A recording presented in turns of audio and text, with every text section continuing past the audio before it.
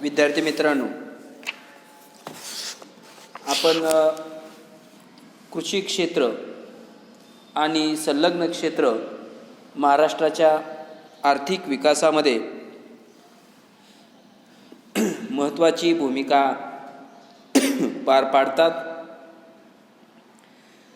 महाराष्ट्राचा क्षेत्रवार आर्थिक विकास जो आहे तो आर्थिक विकास शेती क्षेत्र, उद्योग क्षेत्र, सेवा क्षेत्र आणि पर्यटन क्षेत्र यामध्ये विभागलेला आहे.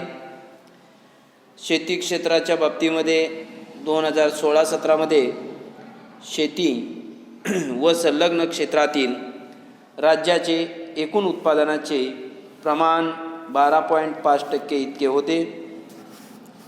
जमीनधारणेचा कमी आकार, रासायनिक खताचा अतिवापर, शेतकऱ्यांचा कर्जबाजारीपणा, विपणन व्यवस्थेची कमतरता, हवामानातील बदलाचा परिणाम असे अनेक उणीवा महाराष्ट्रातील शेती क्षेत्रामध्ये दिसून येतात.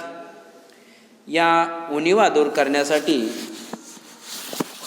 महाराष्ट्र सरकारने शेती क्षेत्राच्या विकासासाठी अनेक उपाययोजना अवलंबल्या होत्या. त्या उपाययोजनाही आपण त्या ठिकाणी विचारात घेतलेल्या आहेत. वाजवी दरात दर्जेदार बी बियाणांचे वितरण, जलसिंचन सोयीचा विकास, शेती उत्पन्न बाजार समितीची स्थापना, गरजेनुसार पतपुरवठा, प्रसारमाध्यमाद्वारे शेतीविषयक माहितीचा प्रसार अशा अनेक कृषी क्षेत्राच्या विकासासाठी सरकारनं केलेल्या उपाययोजना आहेत. या उपाययोजनाही आपण विचारात घेतलेल्या आहेत. यानंतर आपल्याला महाराष्ट्रातील उद्योग क्षेत्र या बाबीचा विचार आपल्याला करायचा आहे की शेती क्षेत्राबरोबरच आता उद्योग क्षेत्राचाही आपणाला या भागामध्ये विचार करायचा आहे. महाराष्ट्राच्या तसेच देशाच्या आर्थिक विकासामध्ये महाराष्ट्रातील औद्योगिक क्षेत्राचा जो वाटा आहे तो वाटा फार मोठा आहे. म्हणजेच महाराष्ट्रातील औद्योगिक क्षेत्रामुळं देशातील औद्योगिक क्षेत्राचा विकास आणि विशेषतः महाराष्ट्रातील औद्योगिक क्षेत्राचा विकास हा अधिक गतीनं झालेला आपल्याला दिसून येतो. 2016-17नुसार भारताचं निव्वळ मूल्य जमा वर्धित उत्पादनात महाराष्ट्रातील औद्योगिक उत्पादनाचा वाटा जो आहे तो वाटा साधारणतः 18% इतका आहे. महाराष्ट्राच्या तसेच देशाच्या आर्थिक विकासात राज्यांच्या औद्योगिक क्षेत्रांचा वाटा हा अधिक आहे. उद्योग क्षेत्रामध्ये शेती क्षेत्रातील अतिरिक्त कामगार सामावून घेण्याची क्षमता जास्त आहे. शेती क्षेत्रामध्ये जो अतिरिक्त शेतकरी काम करतोय त्या सर्व अतिरिक्त शेतमजुरांना सामावून घेण्याची क्षमता औद्योगिक क्षेत्रामध्ये पाहावयास मिळते. प्रादेशिक व विदेशी गुंतवणूकदार महाराष्ट्रामध्ये उद्योग क्षेत्रामध्ये अधिक गुंतवणूक करण्यास ते प्राधान्य देतात. याचं सगळ्यात महत्त्वाचं कारण म्हणजे महाराष्ट्र हे औद्योगिक क्षेत्रामध्ये एक पुढारलेलं राज्य म्हणून ओळखलं जातं. त्यामुळं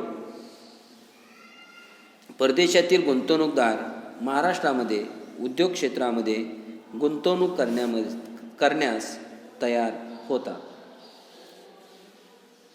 1990च्या सुरुवातीचा काळ जर आपण विचारात घेतला तर भारत सरकारने वेगवेगळ्या क्षेत्रात किंवा विशिष्ट क्षेत्रामध्ये प्रत्यक्ष विदेशी गुंतवणूक आणण्यास त्या ठिकाणी सुरुवात केलेली आहे. 1991 साली भारत सरकारने उदारीकरण, जागतिकीकरण आणि खाजगीकरण या धोरणाचा स्वीकार केला. 91 साली स्वीकारलेल्या उदारीकरण धोरणामुळे प्रत्यक्ष विदेशी गुंतवणूक करण्याचा मार्ग त्या ठिकाणी मोकळा झालेला आहे. भारतात महाराष्ट्र हे गुंतवणूकबाबत पहिल्या क्रमांकाचं राज्य आहे. महाराष्ट्र राज्य हे प्रत्यक्ष विदेशी गुंतवणूक बाबतीत अग्रेसर असं राज्य आहे. प्रत्यक्ष विदेशी गुंतवणुकीचं प्रमाण 2002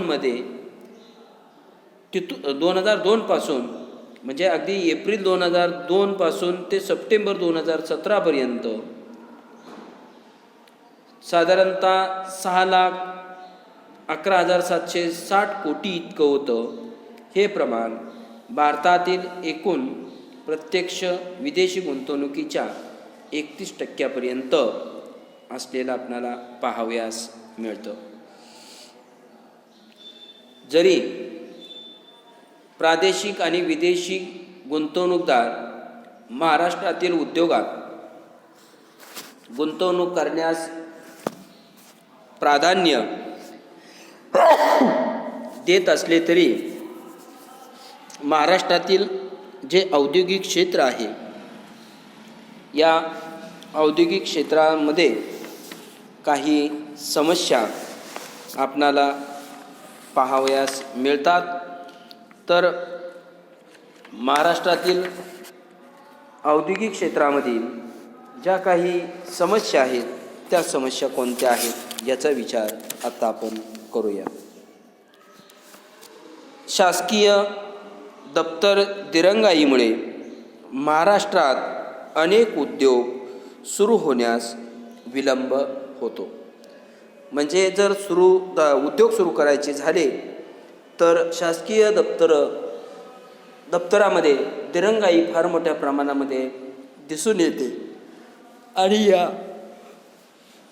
शासकीय दप्तर दिरंगाईमुळे महाराष्ट्रात अनेक उद्योग सुरू होण्यामध्ये वेळ खर्च होतो. महाराष्ट्रात उद्योग क्षेत्रासाठी आवश्यक असणाऱ्या कौशल्य विकासाच्या संधी ज्या आहेत या संधी तुलनेने इतर राज्याच्या मानाने कमी प्रमाणात उपलब्ध आहेत. म्हणजे महाराष्ट्रात उद्योगासाठी आवश्यक असणाऱ्या कौशल्य संधी ह्या पुरेशा प्रमाणात उपलब्ध नाहीत.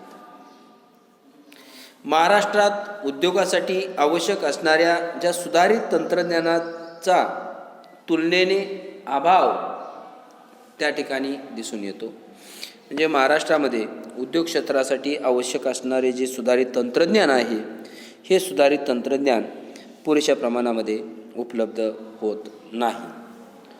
महाराष्ट्रातील काही भागात पायाभूत सुविधांचा अभाव असल्यामुळे उद्योगातील कच्च्या मालाच्या व पक्क्या मालाच्या वाहतुकीत अडथळे निर्माण होतात.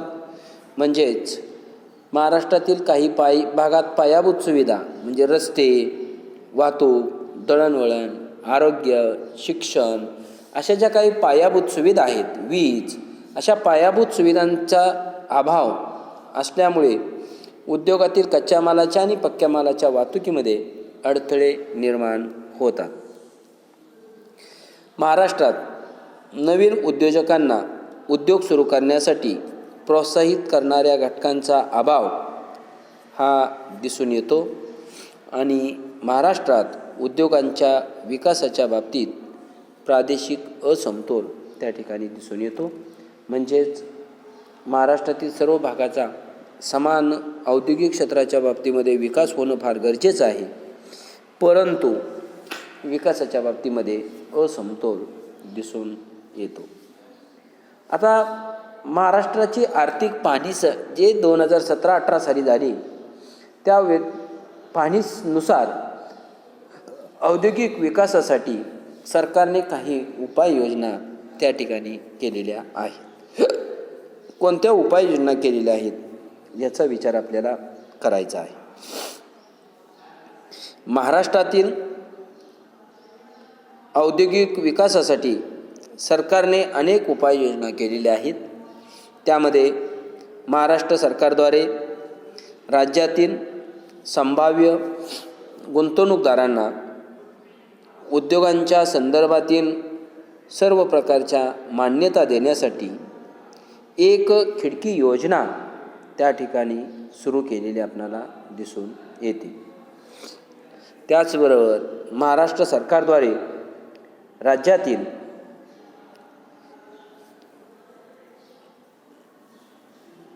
संभाव्य गुंतवणूकदारांना महाराष्ट्रात उद्योग सुरू करण्यासाठी व्यापार गुंतवणूक सुविधा केंद्रांची स्थापना करण्यात आलेली आहे. या केंद्राद्वारे गुंतवणूकदारांना आवश्यक असलेल्या सुविधा ज्या आहेत त्या सुविधा व माहिती पुरवली जाते. राज्यातील लघुउद्योगांचा आंतरराष्ट्रीय प्रदर्शनात सहभाग वाढावा यासाठी महाराष्ट्र शासनामार्फत लघुउद्योजकांना प्रोत्साहन दिले जाते. औद्योगिक क्षेत्राच्या वृद्धीसाठी महाराष्ट्रात विशेष आर्थिक क्षेत्राची निर्मिती करण्यात आलेली आहे.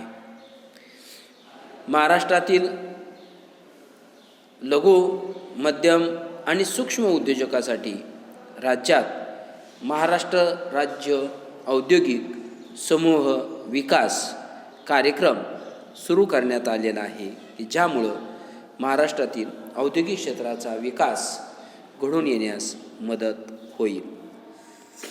तर महाराष्ट्रातील जे औद्योगिक क्षेत्र आहे हे औद्योगिक क्षेत्र हे पुढारलेलं क्षेत्र म्हणून ओळखलं जातं. महाराष्ट्रातील शेती क्षेत्राबरोबरच औद्योगिक क्षेत्राचा विकास घडवून आणण्यासाठी सरकारद्वारे अनेक उपाययोजना सुचवल्या जातात. त्याची अंमलबजावणी केली जाते की जेणेकरून महाराष्ट्र हे देशातील एक शेती क्षेत्राच्या विकासाच्या बाबतीत, औद्योगिक क्षेत्राच्या विकासाच्या बाबतीत एक अग्रेसर राज्य म्हणून बनेल. याच धर्तीवर सरकारद्वारे वेगवेगळ्या योजना अवलंबल्या जातात की ज्या योजनामुळं महाराष्ट्रातील औद्योगिक क्षेत्राचा आणि शेती क्षेत्राचा विकास हा अधिक गतीनं घडून येईल. औद्योगिक क्षेत्राच्या बाबतीत महाराष्ट्र हे देशात एक पुढारलेलं राज्य म्हणून ओळखलं जातं. प्रादेशिक आणि विदेशी गुंतवणूकदार म्हणजे भारतातील काही राज्यातील गुंतवणूकदार आणि त्याचबरोबर परकीय गुंतवणूकदार महाराष्ट्रामध्ये औद्योगिक क्षेत्रामध्ये गुंतवणूक करण्यासाठी सहज तयार होतात. कारण महाराष्ट्रामध्ये औद्योगिक क्षेत्राच्या विकासासाठी सरकारकडून प्रयत्न केले जातात. महाराष्ट्र हे औद्योगिक क्षेत्रात एक पुढारलेलं राज्य म्हणून ओळखलं जातं. महाराष्ट्राच्या तसेच देशाच्या आर्थिक विकासात राज्याच्या औद्योगिक क्षेत्राचा जो वाटा आहे तो वाटा मोठा आहे. उद्योग क्षेत्रामध्ये शेती क्षेत्रातील जे अतिरिक्त कामगार वर्ग आहे त्या कामगार वर्गांना सामावून घेण्याची क्षमता महाराष्ट्रातील उद्योग क्षेत्रामध्ये असलेली दिसून येते. म्हणजेच महाराष्ट्रातील औद्योगिक क्षेत्रामध्ये अधिकाधिक लोकांना रोजगार उपलब्ध होतो.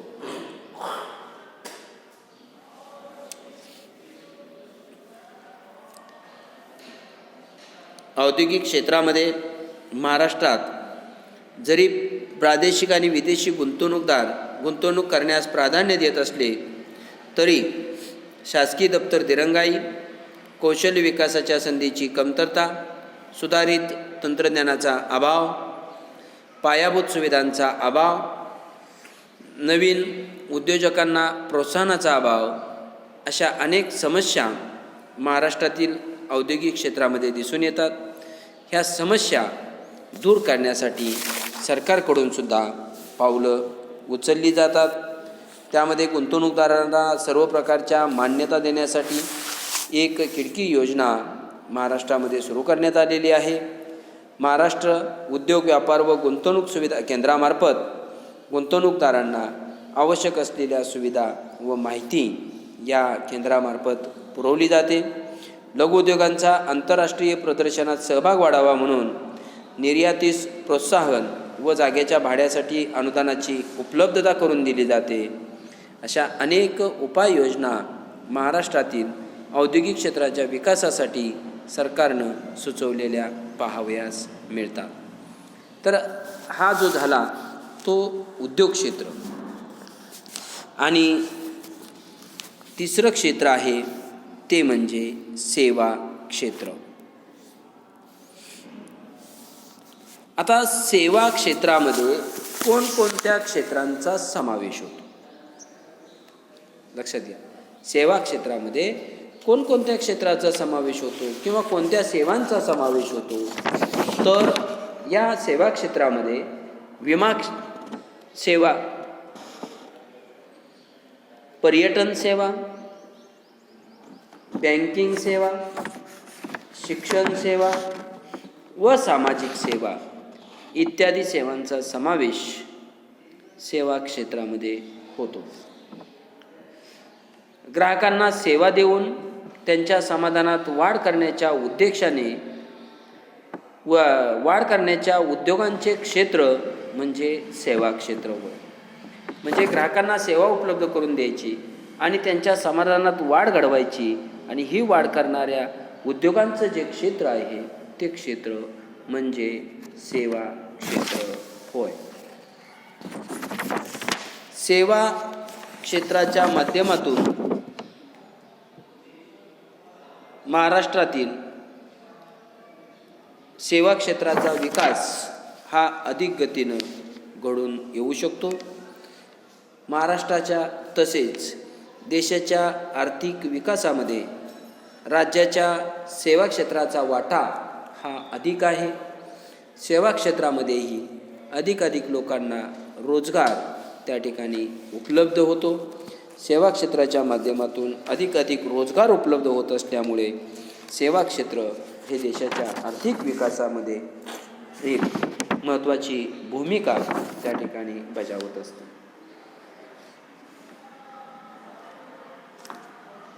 सेवा क्षेत्र हे मोठ्या प्रमाणात रोजगार पुरवणारे आणि वेगाने वाढणारे क्षेत्र आहे. महाराष्ट्राच्या अर्थव्यवस्थेमध्ये या सेवा क्षेत्राचं योगदान मोठं आहे. सेवा क्षेत्राचं जे योगदान आहे हे योगदान सर्वात जास्त असून 2017-18 हे योगदान साधारणतः 54% इतके आहे. सेवा क्षेत्राच्या वाढीस चालना देणारे काही प्रमुख उद्योग आहेत.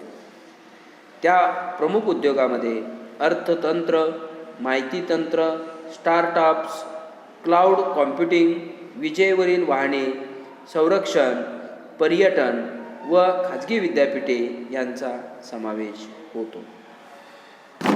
सेवा क्षेत्र जे आहे या सेवा क्षेत्राचे मुख्य घटक आहेत. हे मुख्य घटक कोणते आहेत हे आपल्याला विचारात घ्यायचे आहे.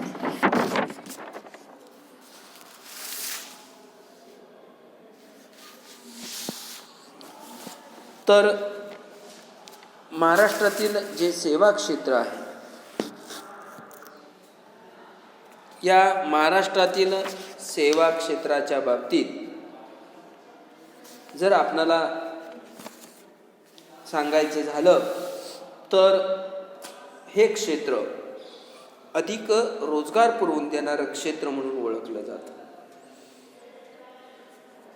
शासनातर्फे सेवा क्षेत्रातील वाढ द्वितीय श्रेणीच्या शहरामध्येही करण्याचा प्रयत्न सुरू आहे.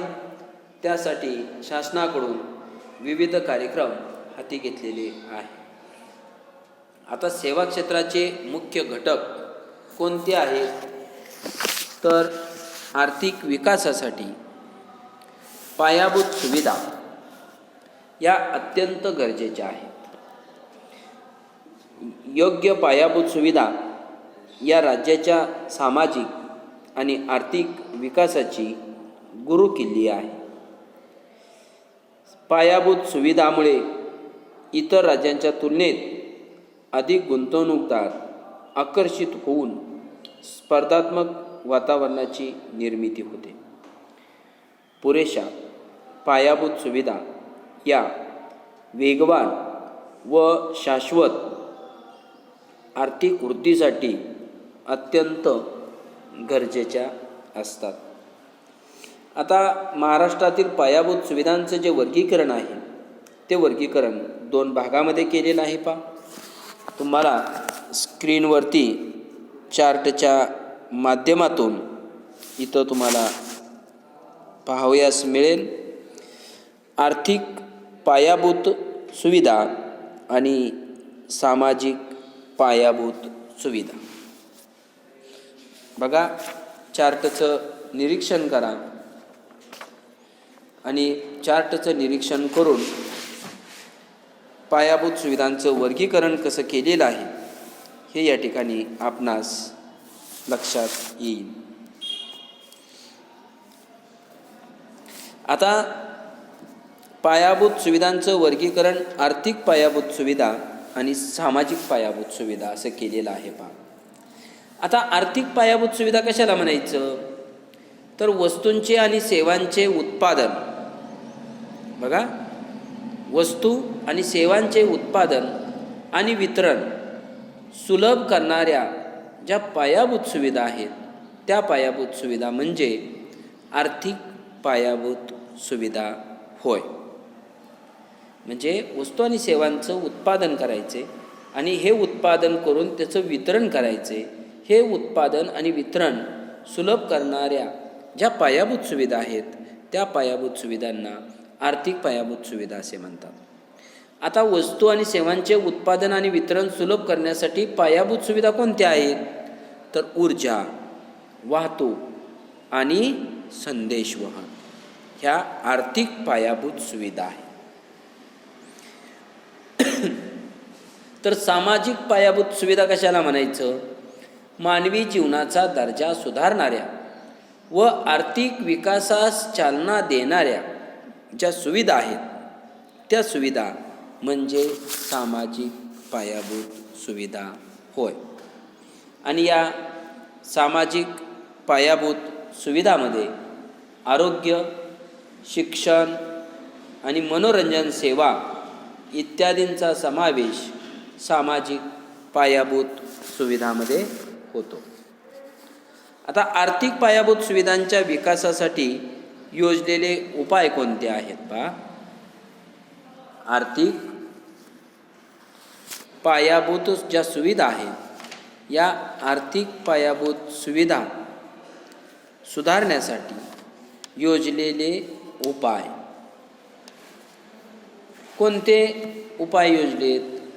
तर महाराष्ट्रात सरकारद्वारे वीज निर्मितीच्या क्षमतेत वाढ करण्यावर भर दिला जात आहे.